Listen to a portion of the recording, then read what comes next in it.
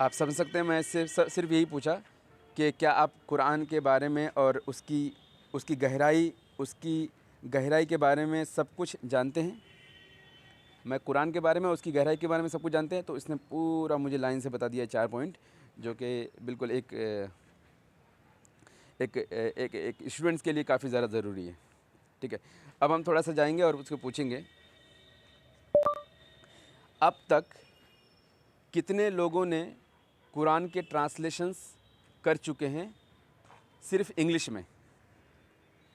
चलिए, मैं सिर्फ पूछ रहा हूँ कि कितने लोगों ने इंग्लिश में ट्रांसलेशन कर चुके हैं कुरान का इंग्लिश ट्रांसलेशन करने की सिलसिला हज़रत मोहम्मद सल्लल्लाहु अलैहि वसल्लम के बाद इस्लाम की तहरीक का ज़रिया दुनिया भर में इस्लाम के पैगाम को फैलाने के लिए शुरू हुआ।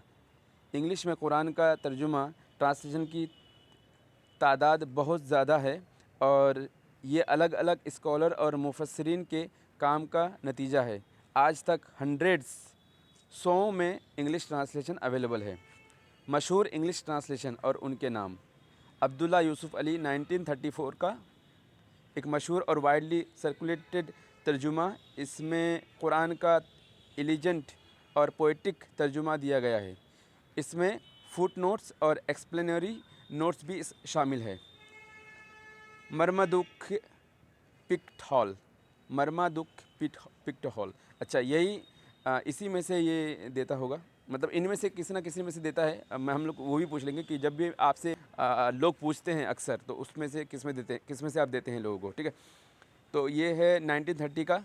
उसके बाद मोहम्मद मोहसिन खान और doctor Mohammad Taqi uddin al Hilali, the noble Quran नाम से इनका।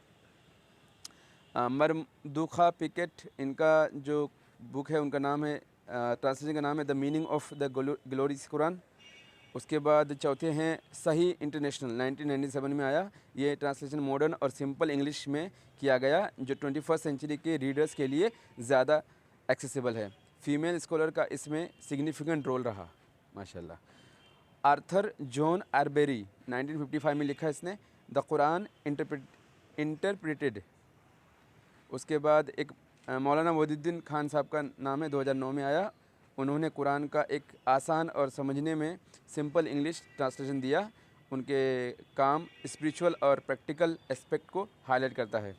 इंग्लिश में कुरान के ट्रांसलेशंस की वजह से डिफरेंसेस, लिंग्विस्टिक वेरिएशन, दो अप्रोचेस, कल्चरल कंटेक्स्ट।